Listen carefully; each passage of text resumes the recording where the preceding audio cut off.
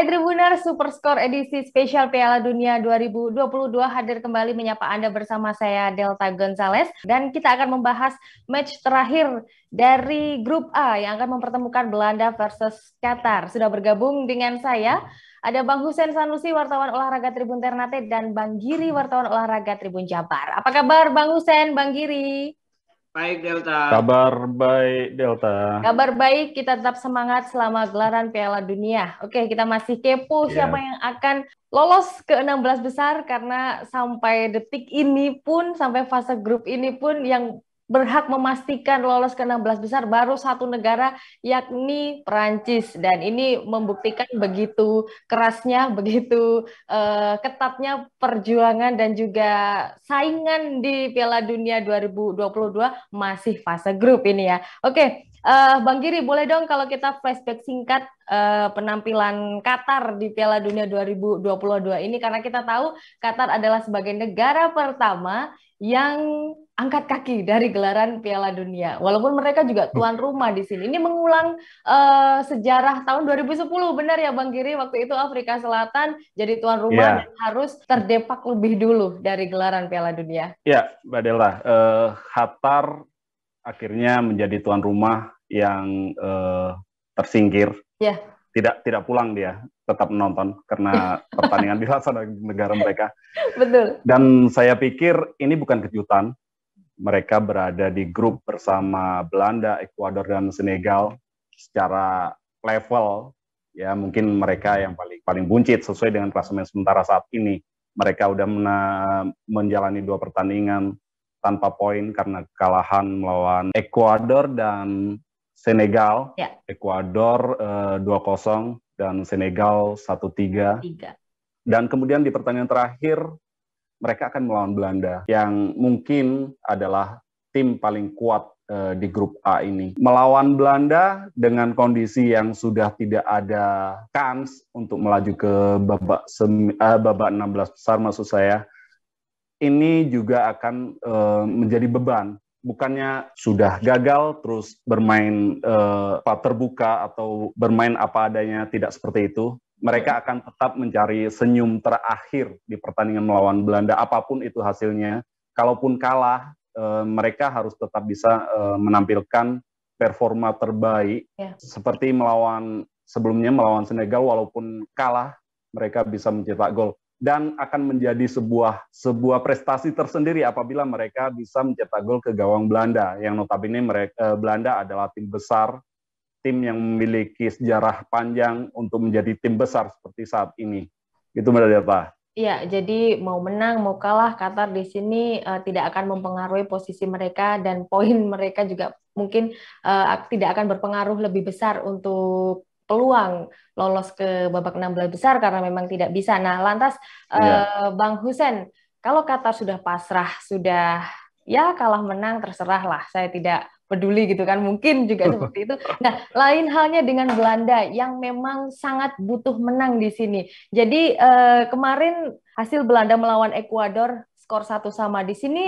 Laju Belanda sedikit terjegal, mereka tidak bisa lolos dengan cepat, laju mereka tidak bisa lebih cepat karena impiannya juga langsung lolos saat bersua dengan Ekuador. Lantas ini seperti apa ini Mas Husen, penampilan dari Belanda? Apakah nanti akan lebih main agresif atau lebih dominan saat bersua dengan Qatar? Jadi kalau kelihatannya kalau main lebih dominan, lebih agresif, kayak aku nggak punya hati sekali sih, aku tuh udah nggak lolos gitu loh, masih juga diserang. Bang Husen, seperti apa? Ya, hasil menang lawan Senegal lalu kemudian imbang lawan Ekuador. Tentunya bukan hasil terbaik yang diharapkan oleh Louis van Gaal ya, di mana Belanda seharusnya tampil lebih agresif dengan menyapu semua pertandingan di grup ini jika mereka betul-betul serius untuk menjadi penantang juara Piala Dunia edisi Qatar 2022 ini. Tapi ini adalah melawan sebuah tim tuan rumah yang tadi Delta katakan sangat pasrah, sudah nggak ada lagi harapan bagi mereka gitu ya. Satu-satunya harapan bagi Qatar adalah bagaimana mereka tetap menjadi sebuah tim yang bisa dibanggakan oleh masyarakat Qatar sendiri. Di mana perasaan itu akan menimbulkan daya juang sendiri bagi Qatar ya. Artinya pemain Qatar mungkin akan memberikan segalanya bagi mereka di pertandingan terakhir melawan Belanda. Apalagi lawannya ini adalah lawan Belanda, dan Qatar saya kira dia akan memaknai pertandingan ini seperti halnya Arab Saudi yang menang lawan Argentina kemarin. Dan itu kalau Qatar mampu melakukan itu, artinya ini akan menjadi sebuah Arab efek gitu kan bagi Qatar, dan itu harus diwaspadai oleh Belanda. Louis van Gaal saya kira tidak bisa lagi bermain-main ketika menghadapi Qatar yang dia sudah tidak memiliki tujuan apapun kecuali dia memberikan sebuah kebanggaan. Biasanya orang itu kalau sudah saya ingin memberikan kebanggaan nih kepada rakyat Qatar. Itu kita sama-sama menyaksikan ya bagaimana Piala Dunia ini, betapa gegap gempitanya Arab Saudi sampai mereka libur dan lain sebagainya karena mereka mampu mengalahkan tim sekelas Argentina. Nah, sama kalau Qatar tandanya mampu mengalahkan Belanda, nah itu juga yang akan terjadi gitu kan. Jadi satu-satunya hadiah bagi masyarakat Qatar itu adalah mereka harus mengalahkan Belanda. Nah ini bagi kita, Belanda harus benar-benar mewaspadai hal-hal tersebut. Jangan lagi main-main. Virgil van Dijk saya kira sebagai komandan di lini belakang, lalu kemudian trio depannya Belanda, Cody Gakpo, Depay, dan Steven Bergwijn, saya kira akan tetap menjadi andalan bagi Louis van Gaal untuk bagaimana mereka mampu memaksimalkan pertandingan ini sekaligus menentukan lolos ke babak selanjutnya. Ya, oke. Kalau memang sudah bisa ditebak, bahkan juga dari kubunya Qatar juga sudah bisa menebak, mungkin Belanda bakalan mati-matian melawan negaranya sendiri, melawan Qatar menurut saya. Nah, Bang Giri, di sini Qatar match terakhir ini ya, menurut saya kok apa ya, seperti hanya sebagai laga penghiburan untuk warga Qatar, untuk melihat negaranya bertanding terakhir di gelaran Piala Dunia, dan tentunya juga kubu Qatar, pemain-pemainnya, skuadnya juga tidak mau mengecewakan supporternya sendiri. Nah, menurut Bang Giri, apa mungkin ini pelatih Felix Sanchez ini akan mungkin ada rotasi pemain kecil-kecilan atau bahkan merubah strategi kecil-kecilan saat bertemu dengan Belanda? Iya, Qatar sudah tidak punya kepentingan dalam pertandingan ini. Tapi seperti yang dibilang Bung Ucen tadi, bahwa Qatar ini masih penentu. Penentu apakah Belanda ini bisa mulus ke babak 16 besar atau tidak. Bisa dibayangkan seandainya Qatar mengalahkan Belanda pada pertandingan ini dan Belanda gagal. Ini akan menjadi sejarah yang akan dikenang ya mungkin di pertandingan di Piala Dunia selanjutnya. Jadi tuan rumah paling sadis nanti Qatar nanti. Menggagalkan Belanda. Ya, betul ya. Barangkali ini ya, seperti kita ketahui, Qatar kan masuk ke Piala Dunia 2022 ini tanpa berkeringat. Mereka mendapat tiket sebagai tuan rumah. Dan barangkali ini akan menjadi pertandingan terakhir bagi mereka di Piala Dunia. Di Piala Dunia ya, bukan cuma di Piala Dunia 2022. Nah, melawan Belanda, saya pikir tidak juga pelatih akan, ya udah pemain yang selama ini menjadi cadangan dimainkan. Tidak juga seperti itu. Mereka akan tetap fokus walaupun tidak mengejar kemenangan. Fokus dalam pertandingan melawan Belanda. Fokus merepotkan Belanda. Fokus tidak memberi tiket cuma-cuma kepada Belanda agar lolos ke babak 16 besar. Dan mengenai rotasi, yaitu tadi, saya pikir tidak terlalu banyak rotasi. Pemain di pertandingan sebelumnya saya pikir masih dipertahankan dalam pertandingan ini, kecuali cedera barangkali atau akumulasi. Kalau mereka fit, tetap mereka akan menjadi pilihan utama dalam pertandingan melawan Belanda. Itu Mbak Delta. Ya, oke. Jadi pertemuan antara Belanda dan Qatar di sini nilai plusnya pendukungnya atau supporternya Qatar tidak hanya berasal dari Qatar, tapi juga dari Ekuador dan juga pendukungnya Senegal. Iya, betul. Betul ya, agar bisa menjegal Belanda untuk tidak bisa lolos ke 16 besar. Oke, Mas Ucen, boleh dong say goodbye, sebelum kita say goodbye lah dengan Qatar, bagaimana Mas Ucen itu melihat sesuatu yang berkesan dari skuad Qatar, penampilan dari match pertama, match kedua, maupun berhasilnya negara Qatar menjadi sebuah tuan tuan rumah untuk Piala Dunia edisi ini? Ya, Qatar ini mungkin serba pertama dan serba terakhir ya. Maksudnya mereka serba pertama.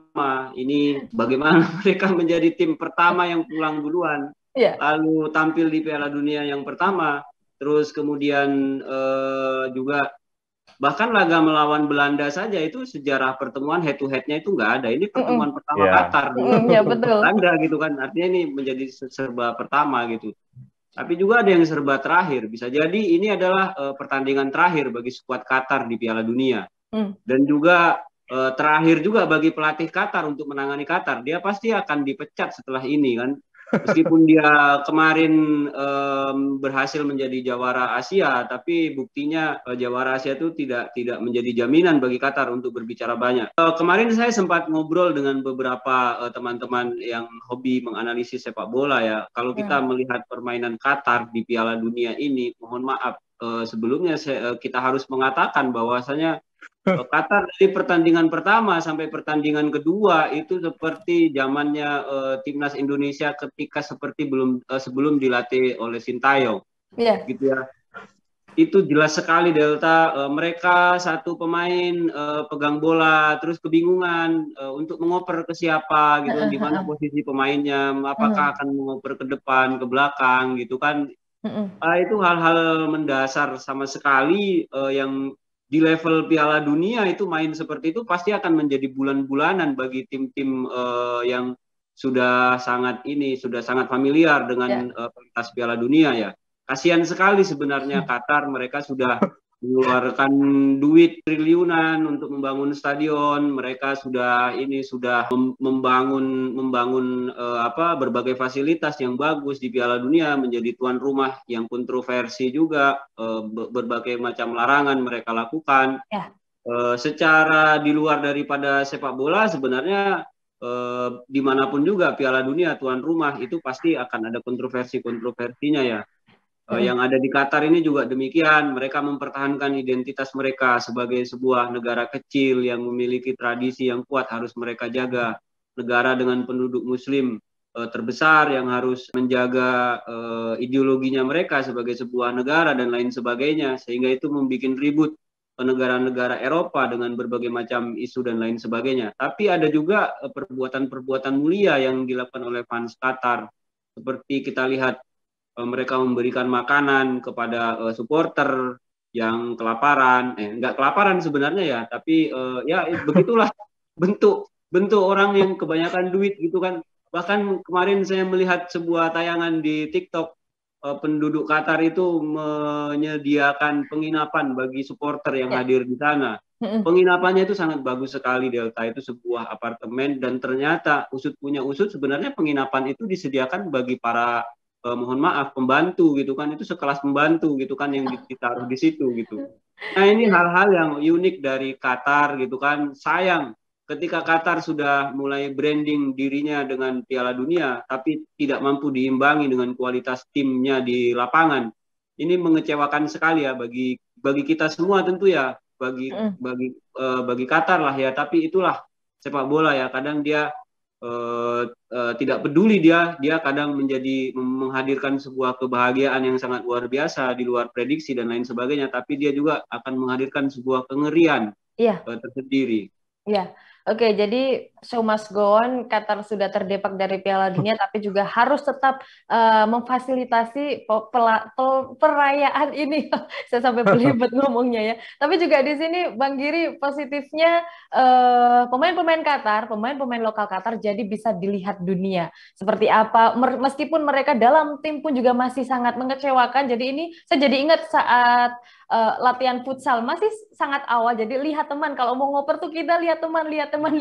Jadi mungkin permainan Qatar juga bisa sangat seperti itu ya, lihat teman mau ngoper siapa, jadi tidak mentah dalam permainan. Nah di sini juga ada beberapa nama pemain yang mungkin dengan kemampuan individu bisa membawa masa depan mereka sendiri ke karir yang lebih baik. Apakah seperti itu, Bang Giri? Iya, seperti yang dibilang Bung Ucen tadi, bahwa Qatar sudah membranding sebegitu rupa untuk menjadi tuan rumah Piala Dunia 2022 ini. Tapi menurut saya biasanya sebagai tuan rumah itu kan menetapkan kesuksesan ada kesuksesan prestasi, kesuksesan ekonomi, dan juga penyelenggaraan. Dan saya pikir Qatar itu tidak memasukkan kesuksesan prestasi sebagai tuan rumah Piala Dunia kali ini. Ya mereka tentu harus sadar. Walaupun mereka di Asia bisa berbicara, tapi di tingkat dunia saya pikir belum. Apalagi ya di grup A ini lawannya harus dilihat kan, ada Belanda, Ekuador, Senegal. Ketika mereka berada di grup itu, saya pikir mereka juga udah sadar lah, ya gimana lagi gitu. Tapi pertandingan demi pertandingan harus dilalui. Qatar di pertandingan melawan Belanda ini, ya mau tidak mau, mereka harus, kalaupun kalah, ya harapannya tidak kalah banyak lah. Tidak kalah banyak. Dan tentu saja imbas dari apapun yang terjadi di Qatar ini adalah akan menjadikan sepak bola di sana untuk lebih baik ke depannya. Khususnya di tingkat Asia. Dan tentu saja nanti kita, Indonesia akan menjadi tuan rumah Piala Dunia U20. Ya mudah-mudahan kita berdoa apa yang terjadi dengan Qatar tidak terjadi dengan kita di Indonesia nanti. Tidak hanya menjadi penyelenggara yang baik, tidak hanya Piala Dunia menggerakkan ekonomi masyarakat, tetapi juga dibarengi dengan prestasi. Kita tunggu saja apa yang bisa dilakukan Indonesia nanti. Tapi di Qatar sudah menjelaskan bahwa mereka gagal untuk bersaing, setidaknya melangkah ke babak 16 besar. Tapi efeknya ke depan dunia sepak bola di Qatar akan tetap hidup dengan sudah banyaknya pusat pelatihan atau stadion-stadion megah di sana. Tentu ini akan menjadi aura positif untuk sepak bola Qatar ke depannya. Ya. Gitu Mbak Delta. Ya, oke. Qatar sudah dilihat dunia dan tentunya Qatar sendiri juga sudah masuk buku sejarah Piala Dunia sejauh ini ya. Oke. Untuk Piala Dunia 2022 tersedia di Qatar, digelar di Qatar. Oke. Kita kembali lagi ke partai Belanda versus Qatar di sini. Pertanyaan terakhir saja, kalau tadi mungkin Qatar akan mungkin sedikit menyerang atau tidak mau mengecewakan pendukungnya. Lain halnya juga Belanda juga memang betul-betul butuh kemenangan di sini. Bang Hussein, prediksi skornya berapa ini? Realistis saja mungkin akan ada pembantaian atau apa? Skornya 2-0 untuk Belanda. 2-0 untuk Belanda itu sangat realistis ya. Kurang berani itu, kurang berani. Kurang berani. Bang Giri lebih berani 7-0 mungkin. Tidak juga seperti itu. Iya. Berapa ini Bang Giri prediksi skornya? Iya, Qatar akan tetap bermain bertahan melawan Belanda, akan menumpuk di pertahanan, akan lebih fokus bertahan untuk tidak banyak gol tercetak ke gawang mereka. Tapi saya pikir 4 gol tetap bisa masuk ke gawang mereka. 4-0. 4-0 untuk Belanda. Sama-sama untuk Belanda. Jadi jangan sampai ada sejarah terulang waktu Brazil menjadi tuan rumah di Piala Dunia 2014 dilibas habis 1-7 oleh Jerman. Jangan sampai ya. Enggak. Jangan terlalu sadis ya. Oke, terima kasih ya Bang Hussein Sanusi dan juga Bang Giri untuk ulasan serunya di laga Belanda versus Qatar. Sama-sama Mbak Delta. Sampai jumpa di ulasan berikutnya. Tribuners, jangan lewatkan program Super Score spesial Piala Dunia 2022. Kami tayang di YouTube Tribunnews dan Facebook Tribunnews setiap hari selama gelaran Piala Dunia, tepat 1 jam sebelum pertandingan dimulai. Saya Delta pamit. Sampai jumpa di ulasan berikutnya.